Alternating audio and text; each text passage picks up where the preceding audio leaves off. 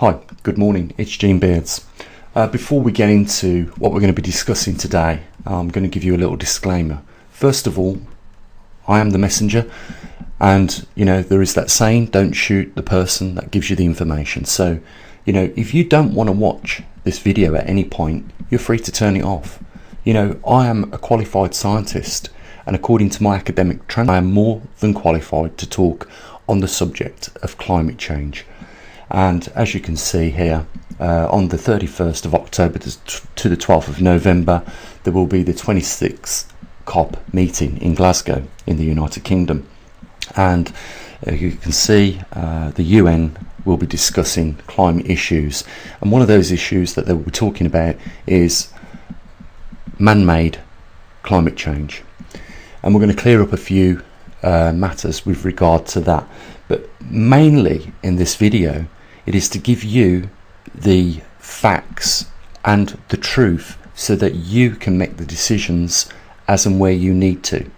And this video is probably going to be a little alarming, because what we are presenting here is possibly a real event. Well, not possibly, it is going to happen. There is no doubts about that fact. It is going to happen, and it is well within the nature of our Earth to have this anomaly reoccur, and we can see that it has reoccurred many times before, and there is no real reason why we should believe that it won't occur again. There is nothing that humans can do to change what is about to take place on this planet, and I will present facts later on in this video which shows that it could have already begun, which means in short terms we thought the train was a lot further down the track. We are still standing on that track, only now do we realise that the train is much closer. I will present the evidence to support that at the end of this video. Before we begin, I want to say a big thanks to the few people that are trying to help us here at the observatory relieve us of that burden, what's happened over the last 19 months, of the deficit that's built up to around about £10,500. It's not, on the grand scale of things, a lot of money. I know it is to each and every one of us a lot of money, but it's not a lot of money, and I'm sure that if we all make a bit of an effort, we can do something about that. And services won't have to change in the near future with regards to the way we present our data. So big thanks to those people, and for the others, you are being spoiled here by having a real scientist who's qualified to talk about these matters. And we do have our own observatory, but I'm sorry to just keep reminding people that it is publicly funded, and you know why the reasons are for that. And if I can just briefly mention the link in the description, that is where you can help support us, and keep us delivering the service that we do. And I think it's really important, because we live in a day and age where freedom of information is no longer available. Right to inform ourselves is no longer available because of the suppression which is taking place, and is taking place with science subjects across the range. And if you don't agree with them now, they are threatening your livelihood as a result of that. They have shut down the discussion on climate completely, and there is no more time to have discussions on alternative views. And you've got to ask yourself the question, what sort of people don't allow a democratic approach to these subjects where alternative views are considered? What sort of science are we creating from this point on for future generations? And you'll see later on in this video how important it is to have these discussions, because what I'm going to present is something completely the opposite to what mainstream scientific organisations such as the UN are holding at Glasgow, the 26th COP meeting, to discuss all these issues. You will see how important that is, and how far they have got things wrong, and how they are never going to achieve what it is they are setting out to try and achieve in the first place. So with that, I think we should just get into the details and discuss the data that we've got, and have that up for discussion. You're welcome to put your comments in on the sections below, but I will say this: you don't have to take my advice. But if you find yourself in the future in a very awkward situation and you was given the advice and you failed to act on that, then you only have yourselves to blame for that. Now, I will just start this by saying that we are likely to be going back into a glacial period, and we could have already begun to go back in that. Later on in the video I will show you my reasoning for that, but I want to show you a few things which I feel are very important for you, and I hope that you make the right decisions for yourselves and for your family members. And especially if you're preppers, you'll want to know what it is you need to exactly be prepping for, and you can deal with whatever situation you find yourselves in the near future, and hopefully you'll be in a better position to deal with that. I know for a lot of people they're going to take notice of the advice given here in this video, and they're not going to act on it, and that's simply your choice. At least you were informed, and you can't say that you wasn't. Let's begin. So to begin with, we're going to look at this chart, which is the CO2 V's temperature. And as we discussed the other day, the cart does not pull the horse pulls the cart. So what we're saying is that temperature is the horse, CO2 is the cart. When temperature increases, CO2 follows. But note, every peak along those 5 peaks where temperature has increased, it has always increased CO2 afterwards. But I want to point out something: how long it has taken for CO2 to reduce out the atmosphere, because you can't do that overnight. And it doesn't matter whether you have Paris Agreement or the COP Agreement or whatever you try and do, you will not take CO2 out the atmosphere in the blink of an eye like they expect to. And you can see that is evident on here, because every peak of CO2 you see, it is 50,000 years or more before it comes back down. So temperature does fluctuate much quicker than what the CO2 does in the atmosphere.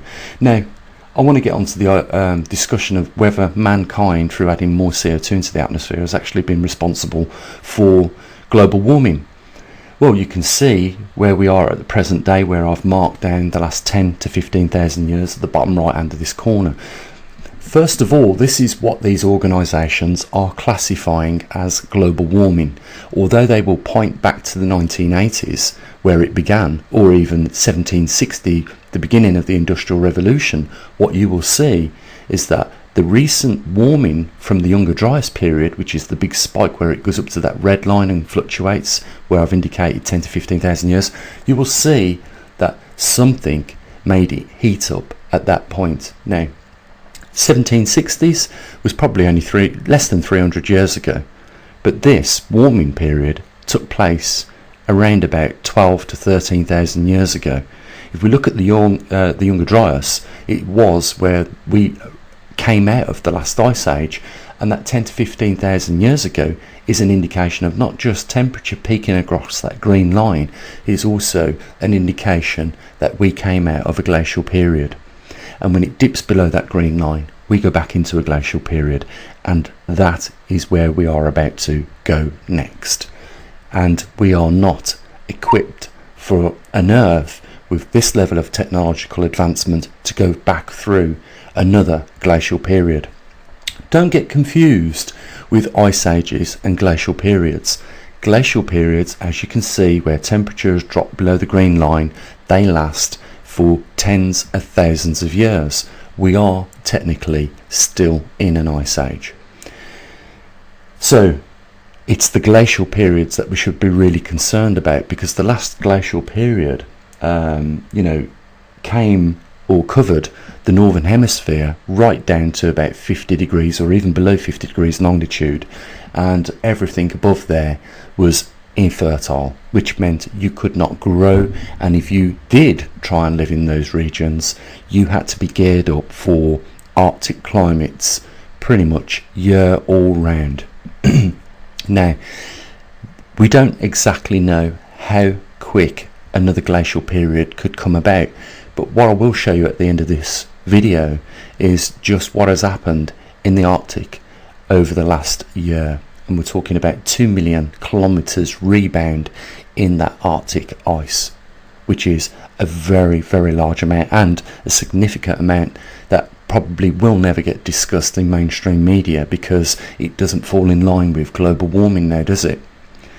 So we can see that mankind has not been responsible for the warming of the last, or bringing us out the last glacial period, because the Industrial Revolution only got started in the 1760s, so it's less than 300 years effective. And you can see that we've got 10 to 15,000 years showing us that the Earth, for some reason, did warm up at the Younger Dryas period and take us out of the last glacial period. So mankind is not driving the climate. We have to give credit to nature, because we can see that around 150,000 years ago we came out of a glacial period again into an interglacial period, and then before that 240,000 years we was in another interglacial period, and another interglacial period around 325,000 years, and then around 425,000 years we was in another glacial period. Every time temperature drops below that green line that I've indicated on here for you, we go back into a glacial period. And you can see that our climate has done something a little bit different towards the end, because this has been the longest time it has ever hung around for maybe the periods of time we can see in the past for interglacial periods where it has gone above that line. But we can see where it is going to go next, and this is really the long-term analysis. We're going to have a look at the short-term analysis where we examine what has gone on in the last 10,000 years. What we will find is both draw the same conclusion. We are heading back below that green line, and so forth we are heading back into a glacial period. Now, we have set ourselves up for global warming when we should have been setting ourselves up for a glacial period, and we know how many people live above the latitude of 50 degrees on this planet. It could affect probably 2/3 of the population on this planet. Cities will not be habitable, and certainly not sustainable above that mark, if we are to go on where the last glacial period drew the glacial till or debris and it finally melted. If we go on that as a guidance, then we know anything above 50 degrees longitude will be in or over or covered with ice, so there will be no agriculture over that line. And we know that there are millions and millions of people living above that longitude already, and they will be affected. So if you live above that longitude right now, you need to be thinking about possibly relocating if you want to avoid what is inevitably on its way. When that will happen, I believe very soon. If not, it has already begun. And I'll show you the glacial rebound at the end of this, which I think will convince anybody that something dramatically has changed over the last few years. Now, with regards to CO2, if we do go back into a glacial period, as you can see from the previous CO2 spikes at interglacial periods, it has always taken 50,000, 60,000, 100,000 years for CO2 to drop back down. And that is because we're talking about very large inertias where these are restored back into the natural storages of CO2. And you should know that those are the oceans and those are landmass. Just before we move on to the glacial chart, I want to just specifically draw your attention to where we are at the end of this chart, and I'm talking about those 10 to 15,000 years ago, because that is more significant for the reasons why CO2 has increased to 420 to 440 parts per million at this day, is because we have spent more time over that green line than any other interglacial period. And it should come as no surprise that the longer you spend over that green line, the more the oceans will degas that saturated CO2 and it will go into the atmosphere. But the Earth should be given some credit for the fact that, you know, we have always had large amounts of CO2 in the atmosphere, even more concentrations than what we've got today, even though we're looking at the 400-year cycle of interglacial and glacial periods and CO2 with relationship to that. What you should know also is, I believe at the time when they was looking at the core samples, that they would have used, they would have smoothed out the line of data, so they would have had probably higher spikes at the peak of the CO2 when we was in an interglacial period. We'd have had the peaks, but what they would have done is smoothed out that data.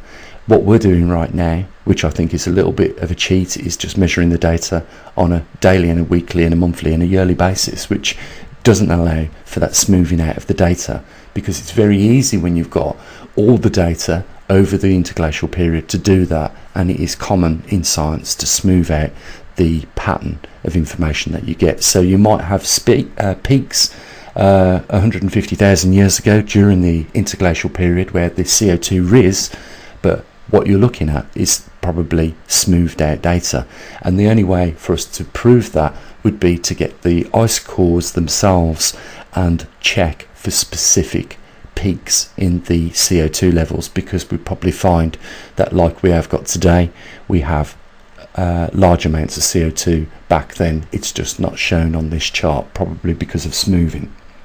So let's have a look at the interglacial periods.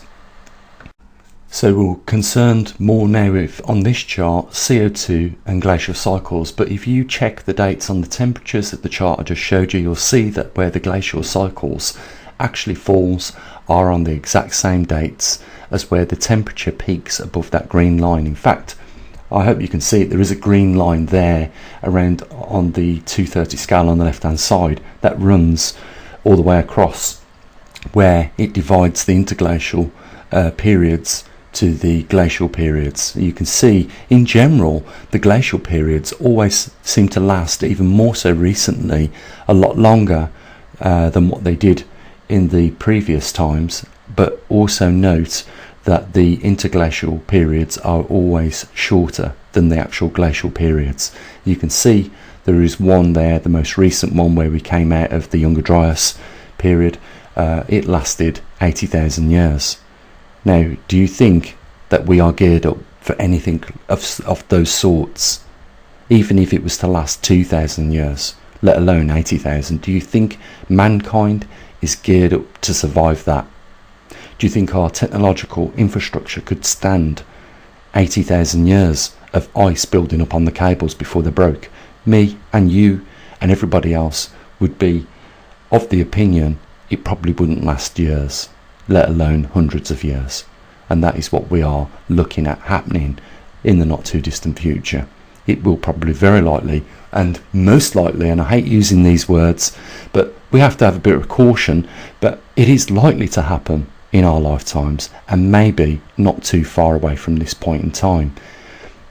We have also, and I didn't want to take up your time talking about the magnetic pole shift, but we do have that as well, which will only make matters worse and bring on a glacial period that covers the northern hemisphere a lot quicker. And the reason for that is, why I say that, is because we know that extra cosmic rays allows more clouded seeding platforms for water vapor to condense on, and therefore we have a delivery package set up for just all we need then is the temperatures to drop, and it will not be in rainfall.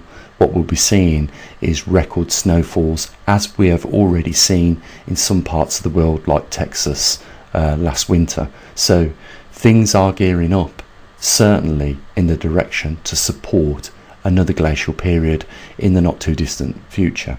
But this just gives you an idea of where the glacial periods have taken place. This chart concentrates on the glacial periods. If you go back and compare the years with the years when we had peaks above that zero line, you know, the green line in the other chart, those were indications. Even though that chart wasn't showing you glacial cycles, it did actually show you glacial cycles, even though it didn't mention it, because every time it peaked above the green line, that was an interglacial, and every time it dropped below it, that showed us it was an interglacial. So what we should be concerned of then is, are we really looking at a glacial period or not? Well, we have the trends of now two charts which I'll show you, which predict the long-term trend and the short-term trend, and we'll talk about that now. So what we're looking at here really is the long-term trend of glacial interglacial cycles, and what we're asking the question is how close are we to going into the next glacial cycle? You can see yourselves, if you just look at the last 10,000 years of information, you can see how close the temperature scale is to dipping below the green one. We're on there already, and now we'll have a look at the short-term scale. And now we're looking at the short-term scale. As you can see, temperature curve for the last 15,000 years, which is what I highlighted on both of those previous charts we looked at. You can see that in the last 15,000 years we have never been so close to dipping below that line, and that is exactly where we are now. Question is, have we began to see the effects of another glacial period coming? I think we may have, and that is what I'm about to show you. Now, I know the date on this is a little bit difficult to see, but you can take it from me, or you can go onto the Poleshift News website and have a look at the Arctic sea ice extent chart.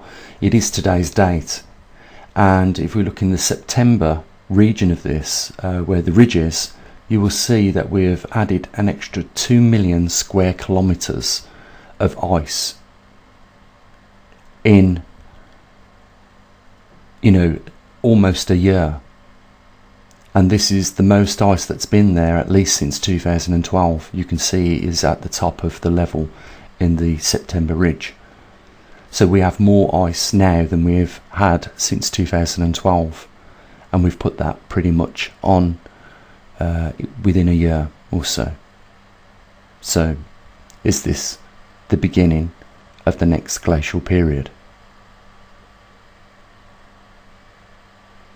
It is a real sad day for science, and when we are misinforming people and giving them the wrong information, it's not just the fact that they're lying to us. It's the fact that they are actually taking money from us. They take tax money off all of us, and it gets invested into these organisations, and it really is disgusting to see such bad science. Makes me feel bad to call myself a scientist, because a lot of people are already aware of the lies that are being told, and they know that it is more profitable to charge man and blame man for a climate change than it would be now to take another country to war. This is the way in which they are going about their business, and it is going to continue. And when they turn round and say the debate is closed on climate change, you know that there is a reason for that. It's because they don't want to hear any reasons for them not to make the trillions and trillions of pounds which they are making out of climate change already. But what this could possibly do is put the lives of probably billions of people in danger for misinforming them and not giving them the right to make their own decisions on what they are particularly likely to face in the future. And that is why, I have put this information together for you guys today, so that you are not left in the cold with regards to what is happening in your world and is likely to happen, because you might find yourself in an uninhabitable part of this world. At least you have the information now to decide on whether you're going to move, whether you're going to stay, and if you're going to stay, at least you know now what you need to prep for. I don't think any of our modern infrastructure could withstand a glacial period, and a prolonged glacial period. It will be difficult to survive in these regions, and with most of the world's food productive arable land being shut off for a prolonged period of time, I can see it's going to be very difficult to feed 8 billion people on this planet, because already we are not having to have that land shut off, and we're struggling to do that right now. Things need to change in science and the way it is put out to people, and people need to be informed more so now than they ever have done. And where we see them shutting down the debates on science, we should call them out for it, because we've seen this behaviour before, haven't we? This is the behaviour of what we witnessed when ruthless dictators like Adolf Hitler took over most of Europe, and he burnt the books, and it weren't long, as you already know, before he started burning the bodies. In fact, he was probably the most efficient at it, as is there today for us to see, you know, the death factory in Poland, in Auschwitz. And I can guarantee you this, if the behaviour is accepted at this point in time, right now, then it won't be long before we turn our blind eyes to the fact that people are being killed. It's wrong, and things need to change, and we all need to do something about this before it gets out of hand, because there are literally billions of lives at stake here, and livelihoods. So this is not something that we should call a closed debate on, especially when they are telling people something completely opposite to the truth. Man has no responsibility for altering and modifying the climate on this planet, but the reason why they say he does have this influence is because they can tax it. How would they ever tax it if it was nature?